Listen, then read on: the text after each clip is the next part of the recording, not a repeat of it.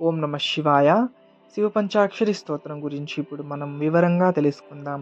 5 అక్షరాలు అయినటువంటి ఓం నమ శివాయలోని ఒక్కొక్క అక్షరానికి ఒక్కొక్క విశిష్టత, విశేషం ఉంది. అలాగే ఓం నమ శివాయలోని మొదటి అక్షరం నా భూమి తత్వాన్ని సూచిస్తుంది. రెండవ అక్షరం మా జలతత్వాన్ని సూచిస్తుంది. మూడవ అక్షరం సి అగ్నితత్వాన్ని సూచిస్తుంది. నాలుగవ అక్షరం వా వాయుతత్వాన్ని సూచిస్తుంది. ఇకపోతే ఐదవ అక్షరం యా ఆకాశతత్వాన్ని సూచిస్తుంది. ఇలా శివపంచాక్షరి స్తోత్రం అయినటువంటి ఒక్కొక్క అక్షరానికి ఒక్కొక్క వివరణ నాగేంద్రహారాయ త్రిలోచనాయ భస్మాంగరాగాయ మహేశ్వరాయ నిత్యాయ శుద్ధాయ దిగంబరాయ తస్మై నకారాయ నమః శివాయ. శివుని మొదటి రూపాన్ని వివరించడం జరిగింది. ఈ నా అక్షరానికి ఒక పవిత్రమైన కథ కూడా ఉంది. ఒకసారి సృష్టి అంతమైపోయినప్పుడు ప్రపంచంలోని అన్ని జీవులు, చెట్లు, పర్వతాలు, సముద్రాలు అన్నీ భద్రమైపోయినప్పుడు ఆ సమయంలో శివుడి ఆ భస్మాన్ని తీసుకుని తన శరీరంపై రుద్దుకున్నాడు. దాంతో ఆ భస్మం ఆయనకు పవిత్రమైనది, శివతత్వానికి చిహ్నమైనది. అది మనసుకు ఒక గాఢమైన సందేశం ఇస్తుంది. ఎంత పెద్దవాళ్ళైనా, ఎన్ని సంపదలు ఉన్నా చివరికి మనమందరం భూమిలో కలిసిపోతాం. భూమిలాగే వినంబరంగా, స్థిరంగా ఉండాలని శివుడు భస్మధారణ చేసి మనకు నేర్పాడు. జీవితం తాత్కాలికం, కానీ మన ఆత్మ శాశ్వతం. అందుకే భస్మం అంటే వినమ్రత, భూమి తత్వం, స్థిరత్వం అని భావిస్తారు. అందుకే నా అక్షరం భూమి తత్వాన్ని సూచిస్తుంది. ఆయన సర్పాలను హారంగా ధరించడం అంటే భయాన్ని జయించిన చిహ్నం. 3 కళ్ళవాడు 2 లోకాలను చూస్తాయి, మూడవ కంటి ద్వారా సత్యాన్ని గ్రహిస్తాయి అంటే సర్పాలను హారంగా ధరించిన 3 కళ్ళ ఉన్న మహేశ్వరుడు. ఈ రూపం మనకు భూమిలా నిలకడగా ఉండటం, అహంకారాన్ని వదలటం, సత్యాన్ని తెలుసుకోవడం నేర్పుతుంది. ఇది నా అక్షర వివరణ. ఇకపోతే మా అక్షరం గురించి తెలుసుకుందాం. మందాకిని చలిల చందన చర్చితాయ నందీశ్వర ప్రమదనాద మహేశ్వరాయ మందార పుష్ప బహుపుష్ప సుపూజితాయ తస్మై మకారాయ నమః శివాయ. ఈ మా అక్షరానికి ఒక పవిత్రమైన కథ కూడా ఉంది. భగీరథ మహారాజు తన పితృదేవతలకి మోక్షం కలగాలని గంగను భూమికి తీసుకురావడానికి తపస్సు చేశాడు. 1000 సంవత్సరాల తపస్సుతో గంగాదేవి ప్రసన్నమైంది.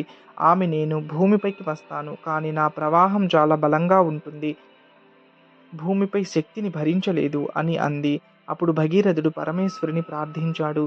శివుడు అతని భక్తిని చూసి కరుణించాడు. గంగ భూమిపై పడకుండా తన జటాలతో అడ్డుకుంటానని అన్నాడు. గంగ స్వర్గం నుంచి గంగా భూమిపై దూసుకు వెళ్ళింది. కానీ శివుడు ఆమెని తన జటాలతో బంధించి ఆ ప్రవాహం ఆయన తలపై చల్లగా ప్రశాంతంగా ప్రవహిస్తూ పవిత్ర గంగగా మారింది. తర్వాత శివుడు ఆమెను సున్నితంగా విడుదల చేశారు. ఆ గంగ భూమిపై ప్రవహించి భగీరథుని పితృదేవతలకు మోక్షం ప్రసాదించింది. అప్పటి నుంచి శివుడు గంగాధరుడు అని పిలువబడ్డాడు. అంటే తలపై గంగను ధరించినవాడు అని అంటారు. జలం మన మనస్సు కూడా మృదువుగా, ప్రేమతో నిండి ఉండాలి. శివుడిలా మన కోసం కోపం, మన భావాలను అదుపులో పెట్టగలిగితే మన జీవితం పవిత్రమైనది, గంగగా ప్రశాంతంగా ఉంటుంది. ఈ కథ ద్వారా శివుడు మనకు చెబుతున్న అదే మార్గం మా అక్షర బోధ. జలములా అక్షరం గురించి తెలుసుకుందాం. శివాయ గౌరీ వదనాబ్జ వృంద సూర్యాయ దక్షాధ్వరనాశకాయ శ్రీనీలకంఠాయ వృషధ్వజాయ తస్మై శికారాయ నమః శివాయ. ఈ శ్లోకంలో ధర్మాన్ని కాపాడే శివుణ్ణి, అగ్ని రూపాన్ని వర్ణించారు. ఈ శ్రీ అక్షరానికి ఒక దివ్యమైన ఒకసారి దక్షుడు గొప్ప యజ్ఞం చేశాడు, కానీ శివుడి ఆహ్వానించకుండా అవమానించాడు. తండ్రి చేసిన అవమానం భరించలేక సతీదేవి యజ్ఞంలో లీనమైంది. ఈ వార్త విన్న శివుడి కోపం సృష్టిని కంపించేలా పెరిగింది. అతని అగ్ని రూపం నుంచి పుట్టిన వీరభద్రుడు దక్షిణ యజ్ఞం ధర్మ రక్షణ కోసం నాశనం చేశాడు. ఇది అగ్నితత్వం దహనం చేయడం కాదు, అన్యాయాన్ని శుద్ధి చేసి ధర్మాన్ని మార్గంలో ఏర్పరచడం. ప్రపంచాన్ని రక్షించడానికి శివుడు హాలాహల విషాన్ని తాగి నీలకంఠుడయ్యాడు. అది కూడా ఆయన అగ్ని సహన శక్తికే ప్రతీక. తర్వాత వా అక్షరం గురించి తెలుసుకుందాం. వశిష్ఠ కుంభోద్భవ గౌతమార్య మునీంద్రదేవార్చిత శేఖరాయ చంద్రార్క వైశ్య నరలోచనాయ తస్మై వకారాయ నమః శివాయ. వశిష్ఠుడు, అగస్త్యుడు, గౌతమ మహర్షి వంటి లోకాన్ని నడిపించే మహర్షులు ఒక సందేహంతో శివ సన్నిధికి వెళ్ళారు. ప్రపంచాన్ని నడిపించే పరమశక్తి ఎవరు అని మునీంద్రుడు ప్రశ్నించాడు. అప్పుడు శివుడు, చంద్రుడు, సూర్యుడు, ఆత్మ ఈ 3 దివ్యాలోచనలతో అనంతమైన జ్యోతి రూపంలో ప్రత్యక్షమైనారు.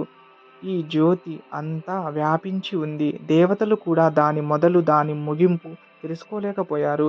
ఎక్కడ చూసినా ఆయనే, కనిపించని లోకాలలో కూడా ఆయనే. అందుకే మహర్షిని సర్వవ్యాప్తుడైన మహేశ్వరుడు అని నమస్కరించారు. దేవతలు ఆయనను పూజించే ఆ జ్యోతి ముందు తమ అహంకారాన్ని విడిచిపెట్టి శివుడే లోకదారుడు అని ఒప్పుకున్నారు. ఈ మహిమలు అన్నింటినీ సూచించి దివ్యనాదం ఈ వా అలాగే అక్షరం చివరి చెబుతుంది. అక్షరం అయినటువంటి ఈ యా అక్షరం గురించి కూడా మనం ఇప్పుడు తెలుసుకుందాం.